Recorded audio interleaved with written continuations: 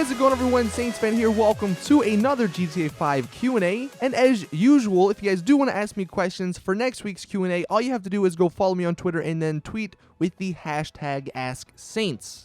And we're going to be taking a look at some of the better questions that were asked earlier today when I did ask you guys for your questions. And I will say that most of these questions have to do with the whole Liberty City stuff, just because that is the topic of the week and so many people are curious, so many people are waiting to see if this is actually true.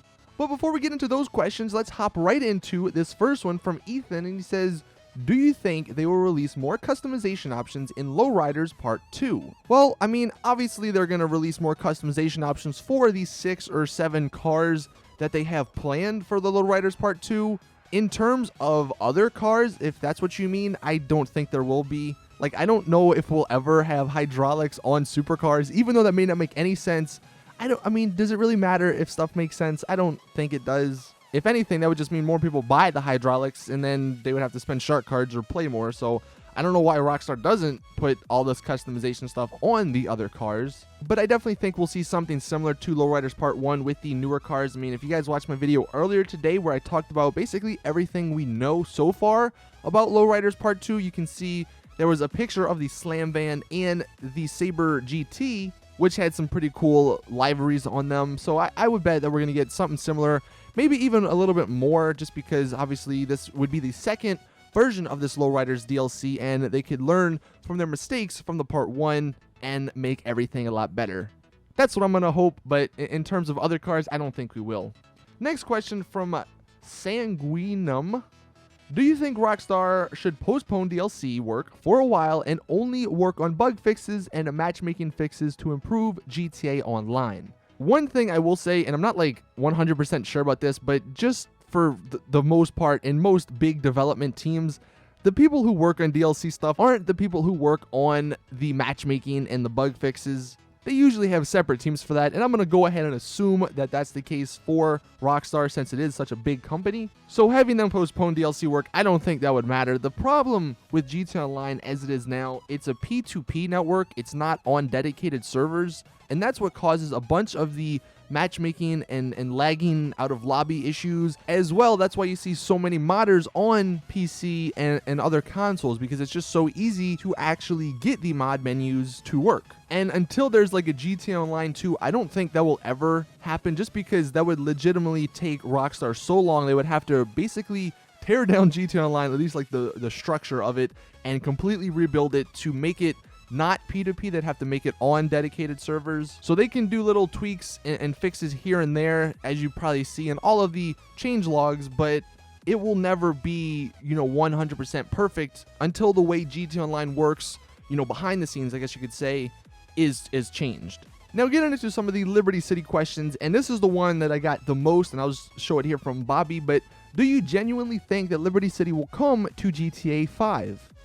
And I'm torn on this one, just because on one hand, most and pretty much all of the DLCs for GTA Online, they haven't had much substance. It's basically just a few clothes, a few cars here and there, and you're done. Now I guess Heist is somewhat of an exception to that. They had a lot more substance to them. And some of the newer DLCs, the executives, the lowriders, they're getting better and there's more stuff included. But the amount of work that they would have to do to make Liberty City and to import that into GTA 5 would probably be a lot more than they would have had it done for some of those other DLCs. On the other hand, if we take a look at previous games, GTA 4, Red Dead Redemption, the DLCs for those games were incredible. Some of the best DLCs for any game. So obviously Rockstar, they know what they're doing when it comes to DLC. They can, and the potential for them to make incredible DLCs is there. So that is why I'm kind of torn. Now next year is going to be approaching the 3rd year that GTA 5 has been out, and I would go ahead and say that 3 years is more than enough time to make a Liberty City DLC, to get the map over, to make some new characters, remake some models, and make it look more polished. So it's definitely not a far out thought. Now, obviously, there's the whole Fun MW2 stuff. Whoever his source is, giving him information, I don't know what to think of that. Again, we're just going to have to wait and see this week if anything does happen. But I think it's genuinely possible, and I think Rockstar could probably see their numbers sort of declining a little bit, just because there's not much to do in GTA Online, especially if you've been there from the start. They keep patching all the fun glitches, it seems. And the races and all the community stuff, you know, they're fun, but there's only so many of them. And when you do the same ones over and over, it does get boring, does get a little bit repetitive. So again, from a business perspective, what better way to bring people back to your game than to make an entire city that people love from GTA 4 and introduce it in GTA 5 and GTA Online with new characters, new missions, potentially even a new story with like the GTA 5 characters. That would just make so much sense. And considering all the clues that have been dropping over the past 2 years about the single player DLC, the posts on the newswire, the various people that have been working with Rockstar on something, I still believe some sort of single player DLC is in the works, because there's no way they would have all that stuff done and all these people talking about it if nothing was going to happen. So taking all that into account, I do genuinely believe that Liberty City is a possibility for a DLC coming next year. And then the next question from Lewis: when do you think the Liberty City DLC is coming out? If it is true, at least. And I think the summer, like, that just makes the most sense. If I remember correctly, the GTA 4 DLCs as well as the Red Dead DLCs, most of them came out during the summer. And I mean, it's just a great time because not many games come out during the summer. It's a time when gaming sort of dies down a little bit, and obviously many kids are out of school, so they don't have to, or they have more time to play. And, you know, overall, it's just a good time because there's E3, they can announce it there. Plus, again, they're coming up on the 3-year anniversary, so the summer would just make the most sense if it were to happen. And then finally, Jope with the last question: what are we hoping, or what are you hoping to get in the Liberty City DLC apart from the city? And this is actually a pretty good question, and I want you guys, this is the question we're going to end on, I want you guys to answer that in the comment section as well.